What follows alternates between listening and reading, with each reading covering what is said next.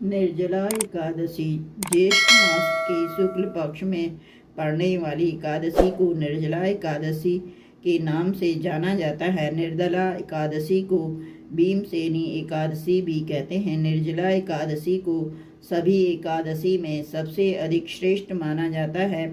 इस दिन व्रत करने से बाकी सभी एकादशियों का व्रत करने के बराबर फल की प्राप्ति होती है। निर्जला एकादशी व्रत में जल का सेवन नहीं किया जाता। व्रत के पारण के बाद ही जल का सेवन किया जाता है। इस दिन जल का त्याग करने का नियम है।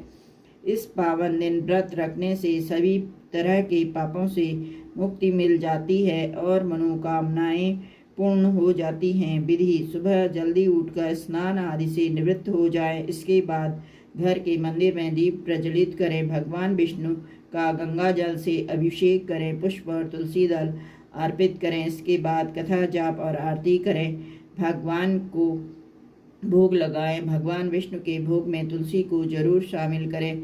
इस दिन भगवान का अधिक से अधिक ध्यान करें। निर्जला एकादशी पर जल पीना वर्जित होता है, इसलिए व्रत समाप्ति के बाद ही अगले दिन जल ग्रहण करना चाहिए। इस दिन चावल खाने से बचना चाहिए।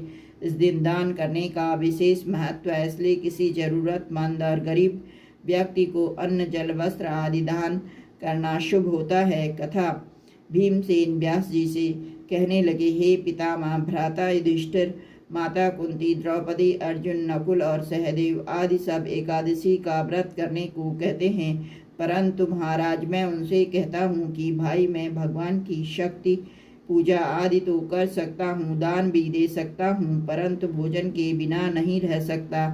इस पर व्यास जी कहने लगे, हे भीमसेन, यदि तुम नरक को बुरा और स्वर्ग को अच्छा समझते हो तो प्रतिमास की दोनों एकादशियों को अन्न मत खाया करो। भीमसेन कहने लगे, हे पितामह, मैं तो पहले ही कह चुका हूँ, मैं भूख सहन नहीं कर सकता। यदि वर्ष भर में कोई एक ही व्रत हो तो वह मैं रख सकता हूँ, क्योंकि मेरे पेट में वृक नाम की अग्नि है, सो मैं भोजन किए बिना नहीं रह सकता। भोजन आदि से वह शांत रहती है, इसलिए पूरा उपवास तो क्या एक समय भी बिना भोजन किए रहना कठिन है। अतः आप मुझे कोई ऐसा व्रत बतलाइए जो वर्ष में केवल एक ही बार करना पड़े और मुझे स्वर्ग की प्राप्ति हो जाए। श्री व्यास जी कहने लगे, हे पुत्र, बड़े बड़े ऋषियों ने बहुत शास्त्र आदि बनाए हैं, जिसके बिना धन के थोड़े परिश्रम से ही स्वर्ग की प्राप्ति हो सकती है। इसी प्रकार शास्त्रों में दोनों पक्षों की एकादशी का व्रत मुक्ति के लिए रखा जाता है।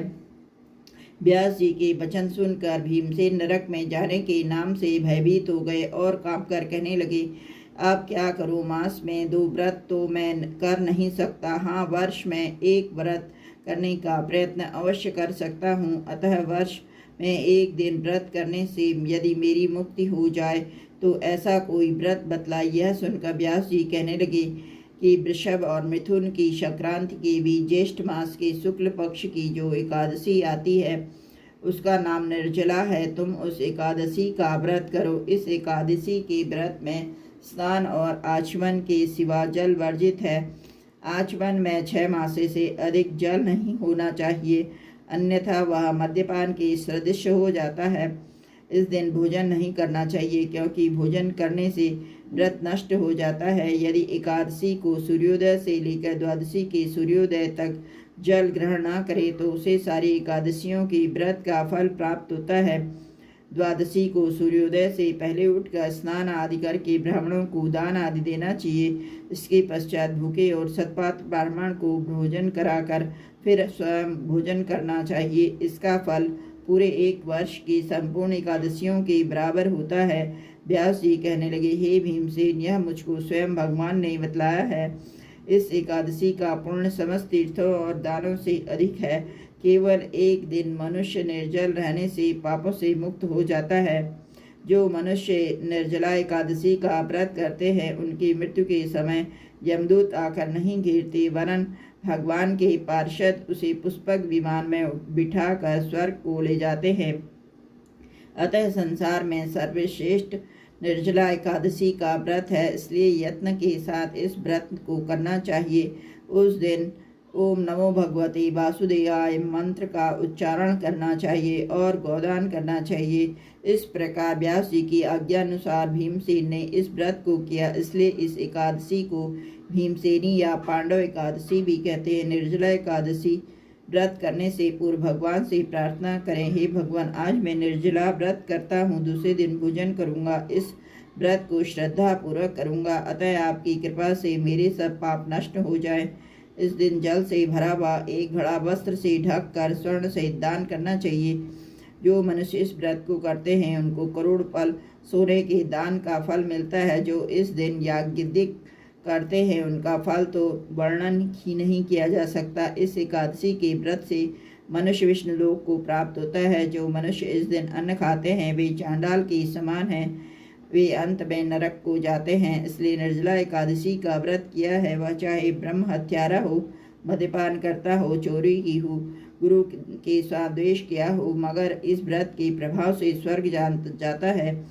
हे कुंती पुत्र, जो पुरुष या स्त्री श्रद्धा पूर्वक इस व्रत को करते हैं उन्हें अग्रलिखित कर्म करने चाहिए। प्रथम भगवान का पूजन, फिर गोदान, ब्राह्मणों को मिष्ठान व दक्षिणा देनी चाहिए। जल से भरे कलश का दान अवश्य करना चाहिए। निर्जला के दिन अन्न, वस्त्र, उपाहन, ज्योति आदि का दान भी करना चाहिए। जो मनुष्य भक्ति पूर्वक इस कथा को पढ़ते अथवा सुनते हैं उन्हें निश्चय ही स्वर्ग की प्राप्ति होती है। ओम नारायणाय नमः।